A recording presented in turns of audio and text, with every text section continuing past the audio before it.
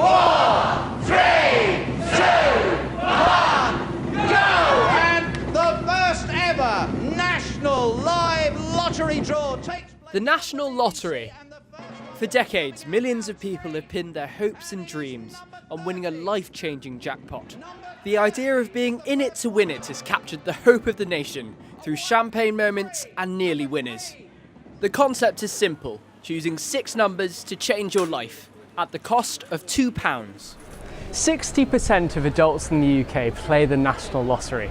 But why do so many of us take part when the odds of winning are so astronomically stacked against us? When the odds of global extinction by asteroid 600 times more likely? I want to discover what compels people to keep playing in spite of the odds, and why they think their luck will change even after weeks and maybe even years of not winning. This is Mary.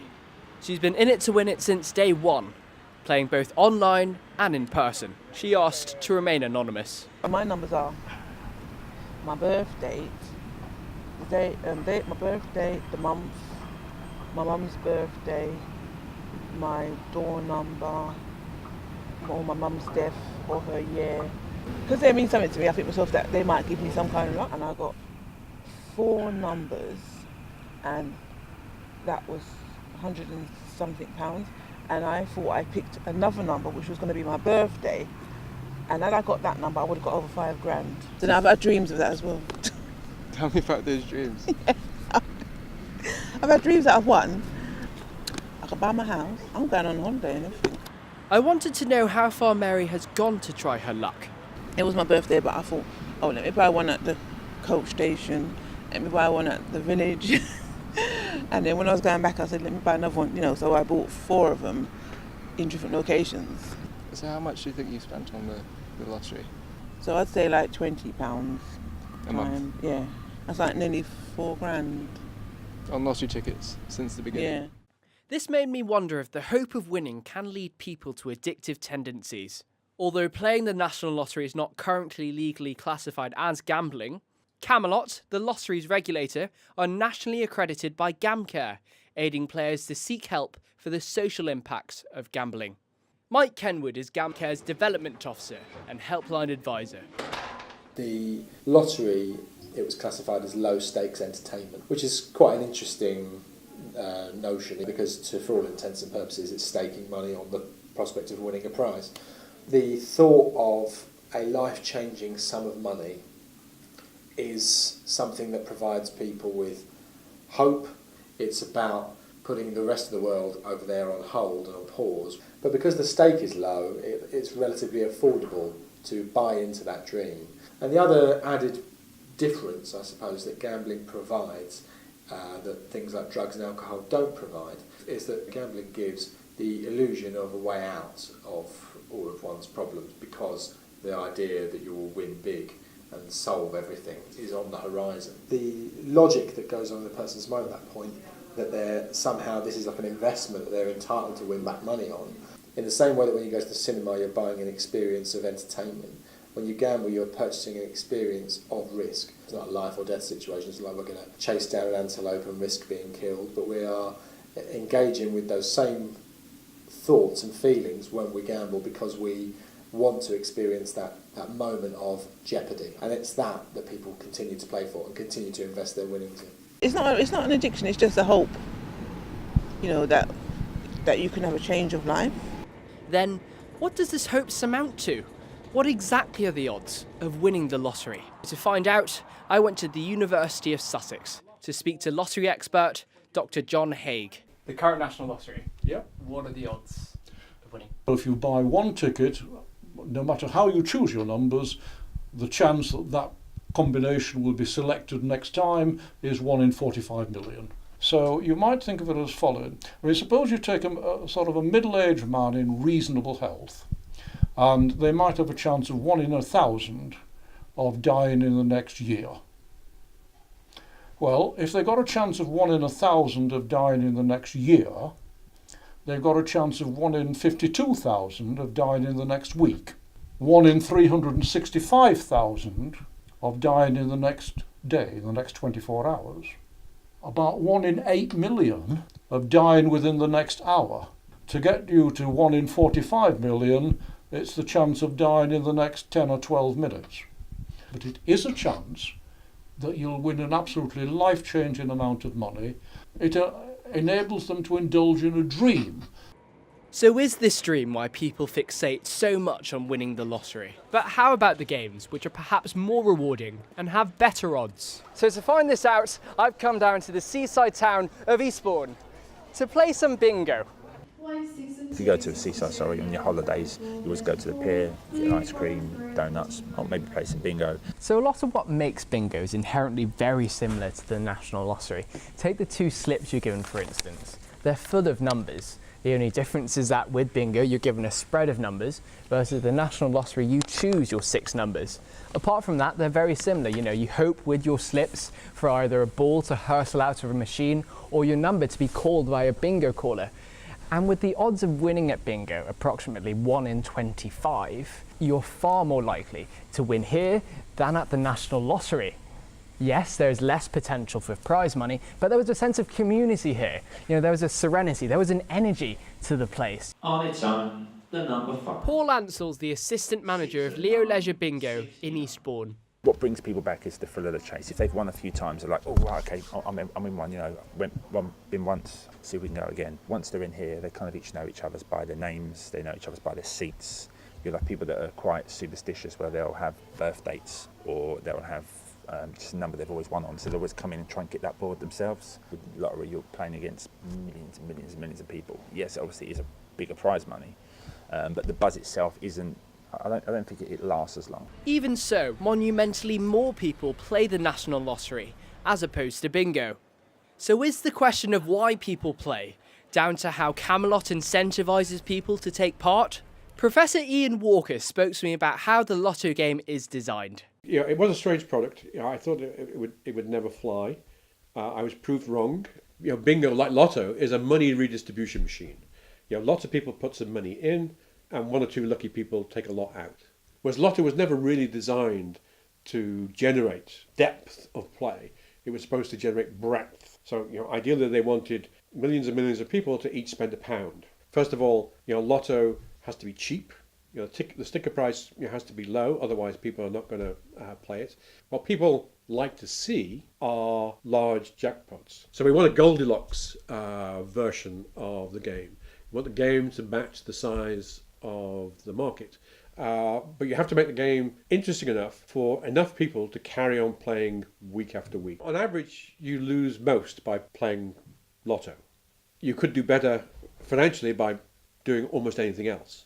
But even though it's a remote chance, somehow there's what you're buying is a dream, not a realistic chance. Because the more remote that dream becomes, the more credible it seems to be for people to be able to fool themselves. You cannot change your odds of winning. What you want to do is to choose a set of numbers that other people are not choosing, because then if you do happen to win, you share the prize with fewer others.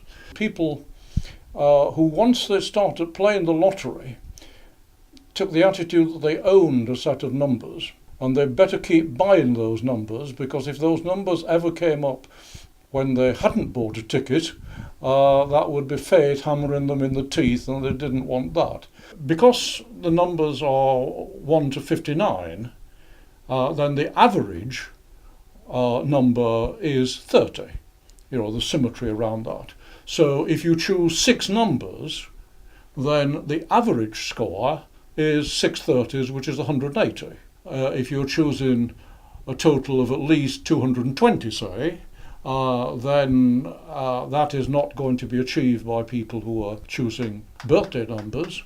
What you can do is you can have an artificial device, you can get some playing cards and add another 7 to it and identify those 59 cards with the 59 numbers, shuffle your playing cards and deal out 6 completely at random and do a few checks on them. Is the total at least 220? Are there at least 2 round the edges of the card? Are there at least 1 little cluster? They're not evenly spread out. Just a final check. Has this combination been actually the winning combination recently? And it doesn't form a pretty pattern on the card, then You can select the numbers. So let's put this theory to the test. Well, this is the tickets with the numbers and combination I picked with the method devised by Dr. John Haig. I've got a group of friends behind me who are all going to put the odds to the test. They've each bought a national lottery ticket and we're going to watch the draw on the television behind me. So let's see what happens.